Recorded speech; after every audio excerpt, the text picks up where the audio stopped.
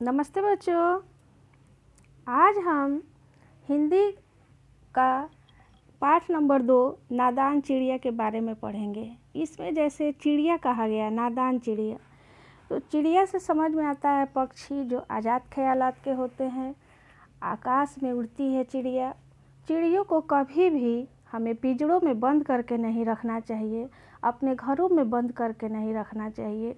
अभी जैसे गर्मी का मौसम है तो इस समय हम लोग को पक्षियों के लिए अपने बालकनी और घर के छतों पर, घर के आउटसाइड में थोड़ा सा पानी, किसी बर्तन में पानी, किसी बर्तन में थोड़ा सा दाना, गेहूँ, चावल कुछ थोड़ा थोड़ा रख देना चाहिए, जिससे कि वो भी खा सके और पानी पी सके। वो भी इससे चिड़ियों को आनंद मिलता है और हमें भी आनंद मिलना चाहिए।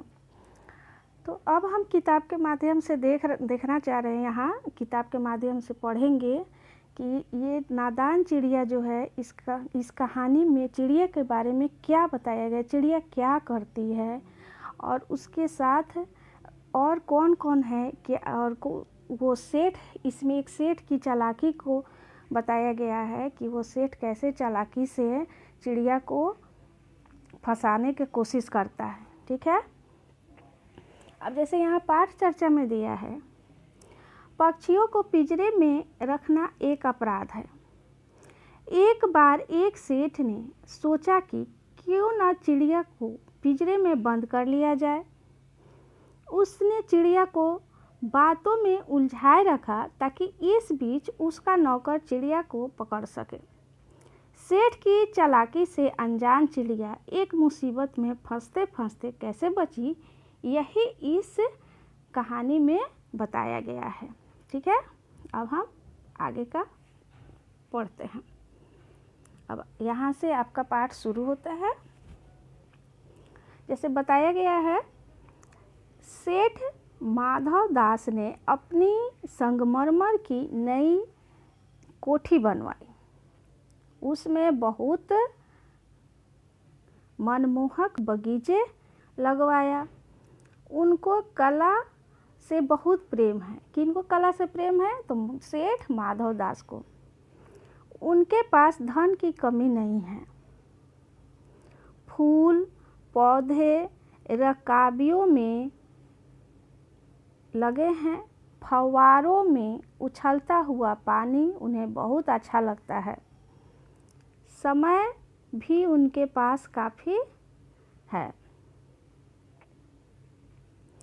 शाम को जब दिन की गर्मी ढल जाती है और आसमान कई रंग का होता जाता है, तब वह कोठी के बाहर चबूतरे पर तख्त डलवाकर मसनद के सहारे गलीचे पर बैठते हैं और प्रकृति की छटा को निहारते हैं। यानी सेठ माधव दास जो है, वो शाम के समय, दोपहर के बाद शाम के समय क्या करते हैं, अपने घर के बाहर बने चबूतरे पर मसनद भी होता है, लंबा वाला जो तकिया, मोटा बड़ा तकिया होता है, उसको लगाते हैं और उस पर बैठ के प्रकृति की सुंदरता को देखते हैं। आज कुछ कुछ बादल थे। घटा गहरी नहीं थी। धूप का प्रकाश उसमें से छन छन कर आ रहा था। माधवदास मसनद के सहारे बैठे थे। उनके देखते देखते सामने की गुलाब की डाली पर एक चिड़िया आ बैठी। चिड़िया बहुत सुंदर थी। माधवदास बैठे बैठे देख रहे थे, मौसम का आनंद ले रहे थे, तो तभी उनके सामने उन गुलाब के पौधे पर एक चिड़िया बैठी, जो चिड़िया बहुत ही खूबसूरत थी। वो माधवदास को बहुत अच्छी लगी। माधवदास को वह चिड़िया बहुत मनोहारी लगी। कुछ देर तक उस चिड़िया का डाल पर थिरकना देखने के बाद उन्होंने चिड़िया से कहा, सुनो चिड़िया, यह बगीचा मैंने तुम्हारे लिए ही बनवाया है।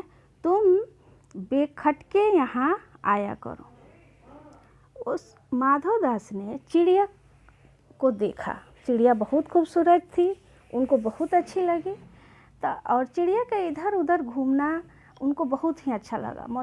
तब उन्होंने सोचा, उन्होंने चिड़िया से बोला कि चिड़िया, ये जो बगीचा है वो मैंने तुम्हारे लिए बनवाया है, यहाँ तुम जब मन करे तब आ जाया करो।